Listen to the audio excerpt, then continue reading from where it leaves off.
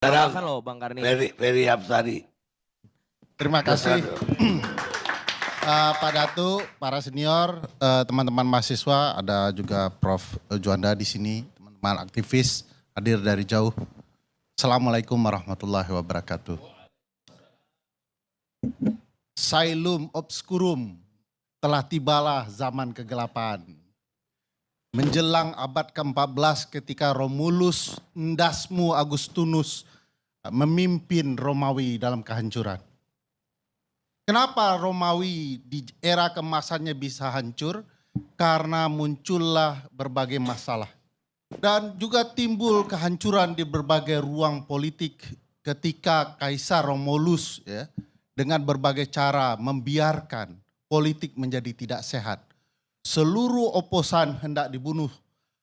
Hastolus dan Tom Lembonglus dibuat dicari-cari permasalahannya untuk kemudian menjadi problematika yang seolah-olah itu adalah hak benar begitu. Padahal semua adalah permainan dan cerita politik belaka. Para pemimpin lupa bagaimana berbudaya. Ucapan sudah tidak lagi punya makna. Tiba-tiba prajurit dengan telanjang dada memaki anak kecil lalu dilantik menjadi staf dalam lingkaran istana. Ini apa-apaan? Masih juga bicara soal benar tidak gerakan teman-teman ini. Padahal yang harusnya Anda koreksi, benarkah kami? Sudah jelas-jelas timbul kebodohan, tidak ditemukan siapa penyebab munculnya bambu di tengah laut. Tiba-tiba ada bambu jenis baru itu, bisa tumbuh sendiri. Lalu dianggap selesai ketika dicabut, padahal problematika utama tidak pernah ditemukan. Rencana mengejar koruptor hingga ke Antartika, sampai ke gurun pasir paling jauh. Faktanya tidak ada. Yang dikejar adalah musuh-musuhnya. Sementara di dalamnya banyak masalah. Masih juga merasa pintar. Memformat kabinet masuk ke tidar. Untuk dilatih moral dan kualitas kabinet. Tapi belum sampai 100 hari sudah kemudian dipecat. Karena melanggar etik. Masih juga merasa benar. 100 hari ada kekacauan. Ada menteri buat kebijakan. Menterinya Bang Idrus di zaman Romawi tapi. Sabar Bang, sabar Bang. Menteri Abang buat kebijakan nasional. Tapi tidak pernah digunakan pilot project langsung berlaku nasional. Timbul kekacauan nasional. Tapi sudah selesai. Bukan selesai, tapi timbul kekacauan. Kekacauannya belum selesai, mungkin kebijakannya sudah selesai. Apa kekacauannya Bang? Secara ketatanegaraan. Ada menteri buat kebijakan, eksekutif, tapi dievaluasi sebagai eksekutif oleh legislatif. Wakil ketua DPR mengevaluasi kinerja menteri, mengatasnamakan presiden. Sebut ketatanegaranya di mana. Kalau bukan di era Romawi dalam ajang yang disebut dengan kehancuran massal. Kapan timbul perubahan? Bang Ade, ketika sekelompok renesan berdiskusi memperbaiki keadaan. Siapa mereka? Anak-anak muda pembaharuan. Ada Fidel, El Comandante, ada seorang perempuan memimpin ITB, coba bayangkan. Saya ingin kasih tahu, kalau ITB sudah turun ke jalan, itu tanda-tanda bahaya.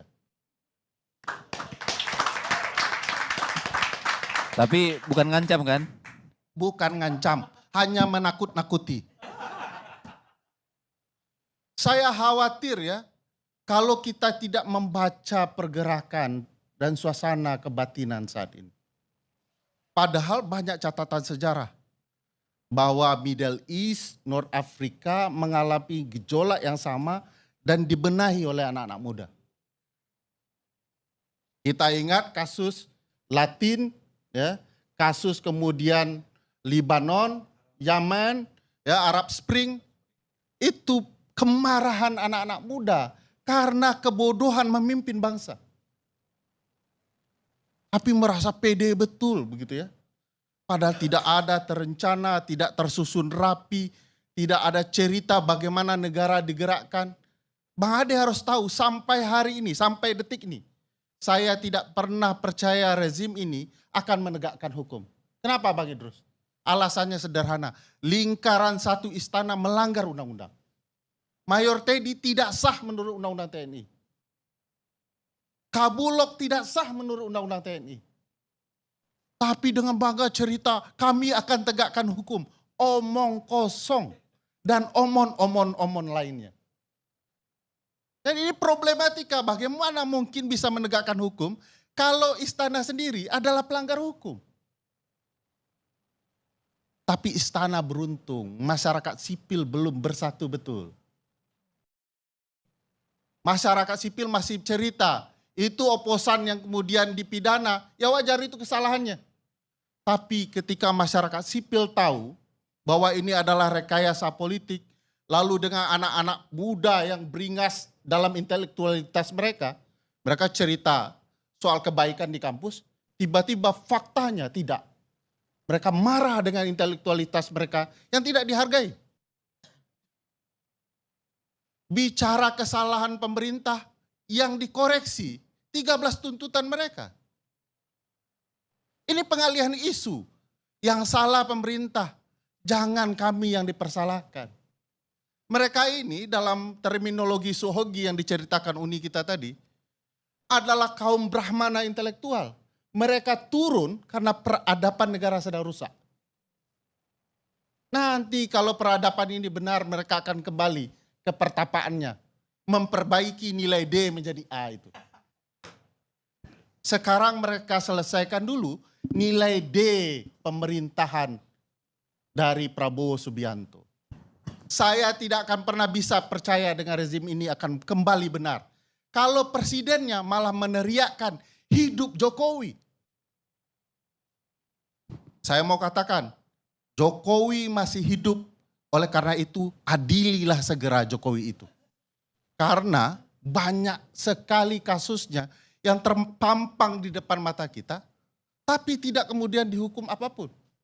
Gratifikasi pesawat jet pribadi itu apa ceritanya? Masihkah presiden teriak hidup Jokowi karena keluarganya tidak tersentuh?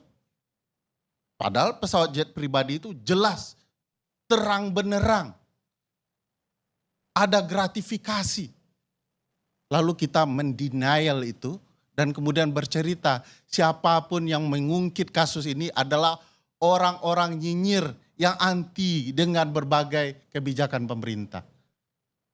Saya yakinkan Bang, kalau pemerintah hari ini mengadili berbagai kasus korupsi, termasuk di lingkarannya sendiri, saya berhenti mengkritik pemerintahan ini.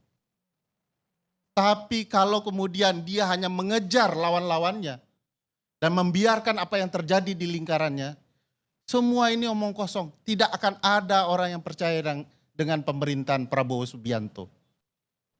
Kalau teman-teman di pemerintah ingin bersiap dan menganggap ini semua bayaran, silahkan.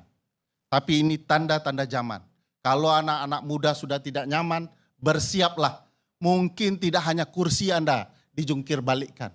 Mungkin tatanan baru hendak mereka ciptakan. Sekian, terima kasih. Assalamualaikum warahmatullahi wabarakatuh.